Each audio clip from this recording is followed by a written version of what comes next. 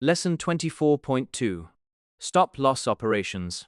Let me start with a story that ends badly, because that is usually how people learn about stop losses. Some owner buys a coin at $30,000. They did their research. The setup looked clean.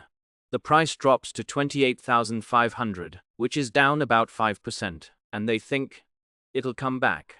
They believe in the project. By the next day, it is at $26,000. Now they're annoyed, but they don't want to sell at a loss. That would make it real. 2 days later, it is $22,000. They finally give up and sell, because the pain of holding has become worse than the pain of taking the loss. And of course, the next week it climbs back to $29,000 without them. That is what happens without a stop loss. Not sometimes, basically every time. Human beings are not wired to cut losses rationally in the moment. We hope we average down. We convince ourselves the trade is still good. The point of a stop loss isn't to be clever, it is to make the decision before the moment, when you are calm, and then let the system enforce it when you are not. So in this lesson, I want to walk through how stop losses actually work in Freqtrade, what your options are, and the honest trade-offs behind each one. Because here is the thing people don't tell you. A stop loss is never free. Every choice you make about how to set one is a choice between two kinds of pain. You either get stopped out too often on trades that would have worked, or you hold too long on trades that don't. There are only settings that fit your strategy and your temperament. The simplest version, a fixed stop loss. Let's start with the dumb, simple version, because it is where everyone should start. A fixed stop loss is just a percentage. You buy in and you tell the bot, if this position ever goes 5% below my entry price, sell. That is it. So if you entered at 30,000, the stop sits at 28,500. If the price touches 28,500, the bot sells. No debate, no hoping, no checking the news first. It just exits. In Freqtrade, this is literally one line. You set the stop loss attribute to negative 0.05 for a 5% stop, and the bot handles the rest. You can also tell it to place the stop order directly on the exchange rather than watching the price locally, which I'll come back to. The good part of a fixed stop is that it is bulletproof simple. There is nothing to break, nothing to misinterpret, no indicator that might glitch. You know exactly where you stand the moment you enter the trade. For a beginner, honestly, this is enough. I would rather you run a dumb 5% fixed stop for a year than spend that year tuning some elaborate trailing logic you don't fully understand. The bad part is that markets don't care about your percentage. A coin that swings 3% in an hour on a normal day will blow through a 5% stop on a volatile day for no reason other than the market being choppy. And a slow, quiet coin will hit your 5% stop on what is actually a perfectly normal pullback, and then resume climbing without you. The fixed stop has no idea what kind of asset it is protecting. It just knows the number. So the question becomes 5% of what? 5% on Bitcoin is noise. 5% on a small cap altcoin is barely a wiggle. You can't pick a stop percentage in a vacuum. It has to match the typical volatility of whatever you are trading. And that realization is what pushes people toward dynamic stops. Letting volatility decide, ATR-based stops. The next step up is to let the market tell you how wide the stop should be. The most common way to do that is with something called ATR. Don't worry about the math. The intuition is simple. ATR measures how much an asset typically moves over a given window. Say the last 14 candles. If a coin's ATR is large, it swings around a lot. So your stop needs to be wider to avoid getting clipped by ordinary noise. If the ATR is small, the coin is quiet, and you can afford a tighter stop. So instead of saying my stop is 5%, you say my stop is 2 times the ATR. When the market gets wild, the stop automatically widens, because the ATR goes up. When things calm down, the stop tightens. It breathes with the market. In Freqtrade, this means writing a custom stop-loss function. Every time the bot checks the position, your code reads the latest ATR value off the data frame, multiplies it by your chosen factor, and returns that as the stop distance. You also want to clamp it, meaning set a floor and a ceiling, so things don't get ridiculous. A common pattern is to say, never tighter than 2%, never wider than 15%, and in between, let ATR decide. The honest trade-off here is that ATR is backward-looking. It tells you how volatile the asset has been. It doesn't tell you how volatile it is about to be. If a coin has been quiet for a week and then a news event hits, your tight little HER stop is going to get hit immediately, and there was nothing in the data that warned you. That is not a flaw in the method, it is just a fact. Any indicator computed from past prices is by definition looking backwards. You accept that and you move on. There are variations on this idea. Some people use the standard deviation of recent returns instead of ATAT. Some scale the stop by whether volatility is high, medium, or low, with a different multiplier in each bucket. The principle is identical in all of them. Stop distance should be a function of how jumpy the asset is, not a fixed number you made up. Locking in profit, the trailing stop. Now we get to the one people get excited about, the trailing stop. And it is genuinely a nice idea, but it has a sharp edge that I want you to understand. A trailing stop moves up as the price moves up, but it never moves back down. Think of it like a ratchet. You enter at 30,000 with a 5% trailing stop. Initially, the stop sits at 28,500. Price climbs to 31,000. The stop ratchets up to 29,450, which is 5% below the new high. Price climbs to 32,000. The stop ratchets up to 30,400. Now, if the price drops back to 31,000, the stop stays at 30,400. If the price keeps dropping and hits 30,400, you exit. The magic of this is that you've locked in profit. You entered at 30,000, you exited at roughly 30,400, even though the price came all the way back down from 32,000. Without a trailing stop, a greedy trader would have held on, watched the whole thing evaporate, and ended up selling at a loss. With a trailing stop, the system mechanically banks the gain. In Freqtrade, the built-in trailing stop has three knobs that matter. There is the trailing distance, which is how far below the peak the stop sits. There is the offset, which is the profit level at which trailing kicks in. And there is a flag that says only start trailing once the offset is reached. A really common setup is to say, don't trail at all for the first bit, just hold the original fixed stop. Then once profit crosses, say 3%, switch into trailing mode, and start ratcheting the stop up at 1% below the peak. The idea is to give the trade room to breathe early on, and only start protecting profit once there is actually profit to protect. Here is the sharp edge I mentioned. A trailing stop that is too tight will get clipped by ordinary pullbacks, and every trend, even a strong one, has pullbacks. Price almost never goes up in a straight line. It climbs, it rests. It dips a little, it climbs again. If your trailing distance is smaller than the typical pullback in this asset, you will get stopped out on every single trend at a small profit, and then watch the price continue much higher without you. You'll have a lot of winning trades and a frustratingly small total return, because you never let the winners run. On the other hand, a trailing distance that is too wide barely trails at all, and you give back most of the gain before the stop finally triggers. So picking the trailing distance is, again, a trade-off. You can backtest it, and you should. Try a few values. Look at what happens to your total profit and your win rate, and notice how they pull against each other. Tighter trailing means more wins but smaller ones. Wider trailing means fewer wins but bigger ones. There is no winner. There is only what fits your strategy. You can also write a fully custom trailing stop in code, where you track the highest price seen since entry yourself, and compute the stop distance based on whatever logic you like. Some people combine it with indicators. Tighten the trail when momentum looks weak. Widen it when the trend is strong. That is powerful.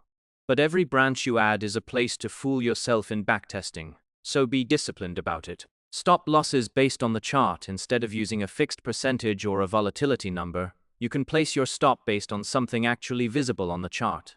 The most common version is a moving average. If you are trading with a 20-day moving average as your trend filter, you might say, as long as price is above the 20-day, I'll hold.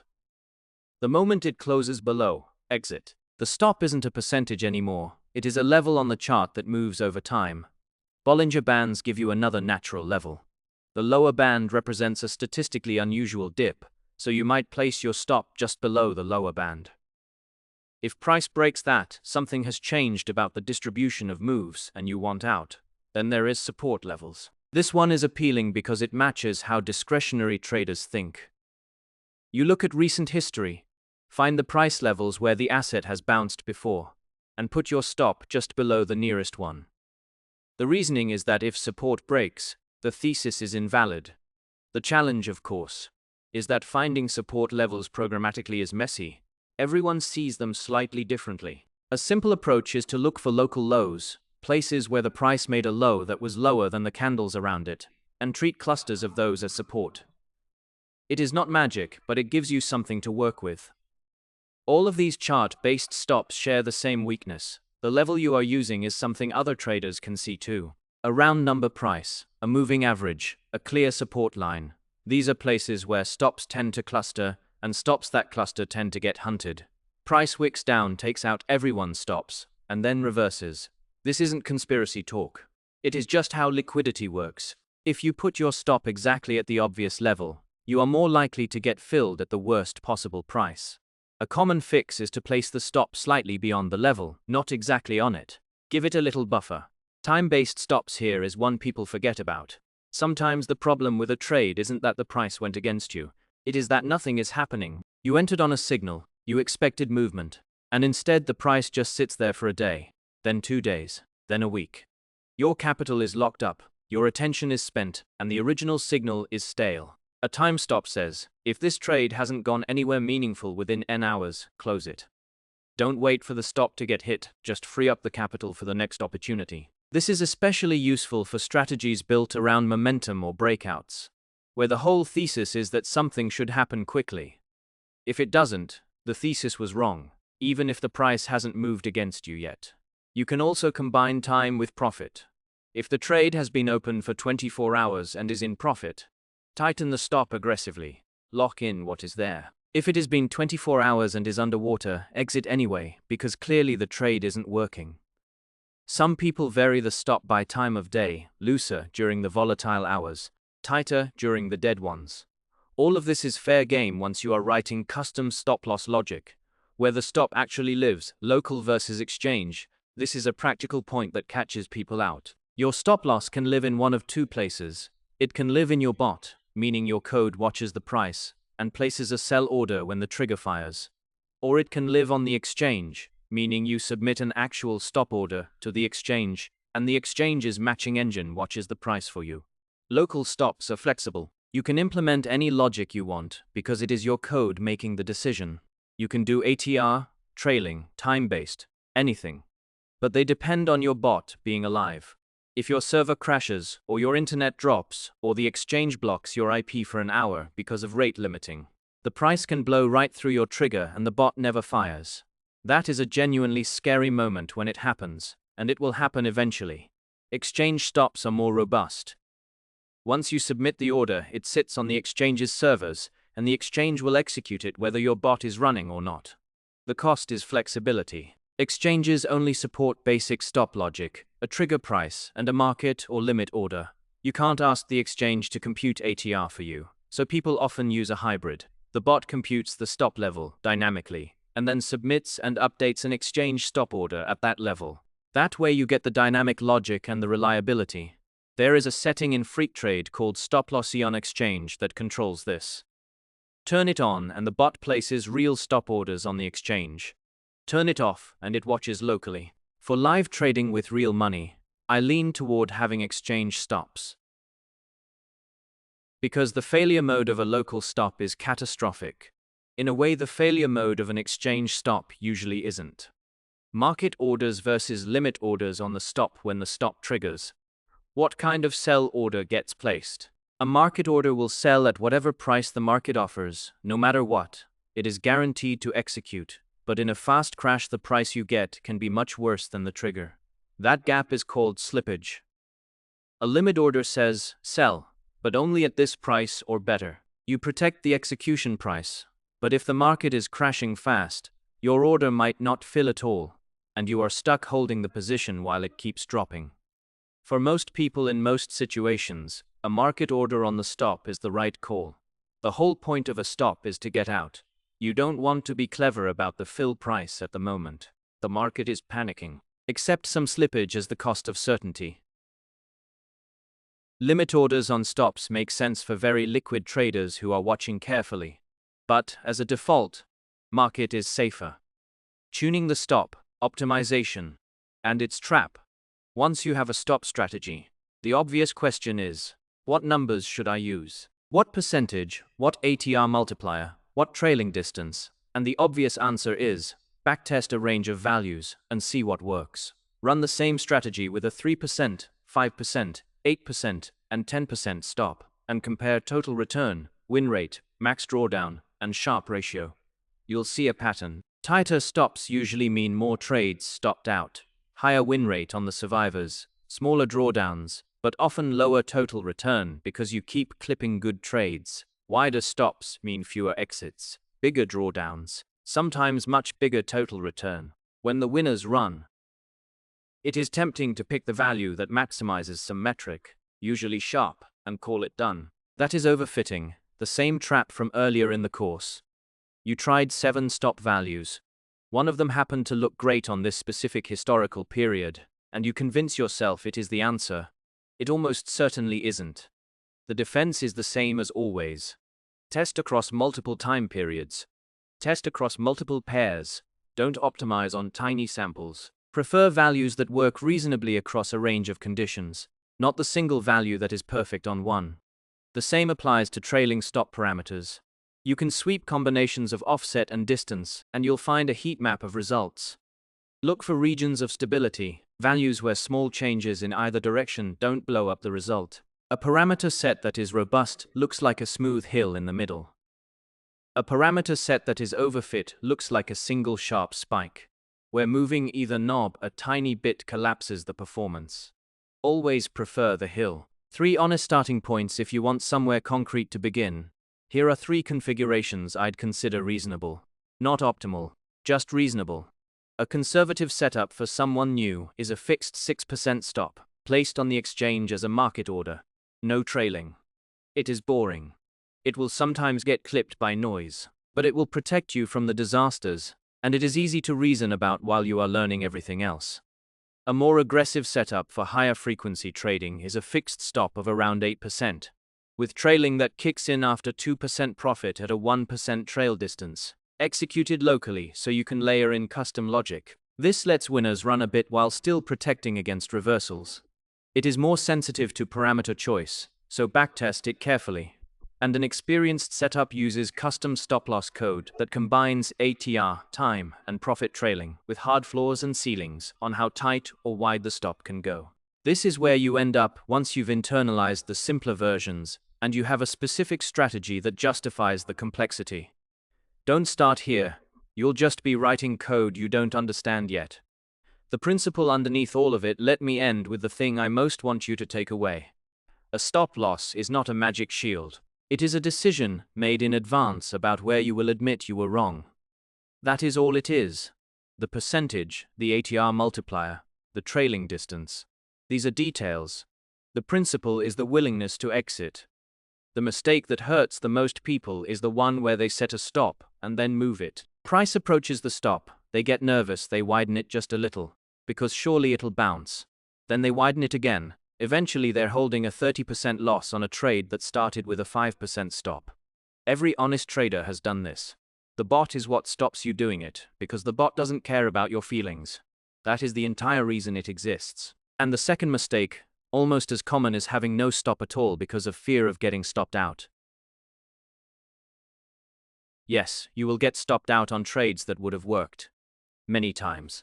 That is the cost of having any protection at all. The trades where the stop saves you from a real disaster more than make up for it. In aggregate, over time. You have to be willing to think in aggregate, over time. If you can't do that, no stop setting in the world will save you. So pick something simple. Run it. Watch what it does. Adjust it slowly and only with evidence. Treat the stop as the most important line of code in your strategy. Because it is. Everything else is about finding good entries. The stop is about surviving the bad ones. And surviving long enough to learn is, in the end, the only edge that consistently compounds.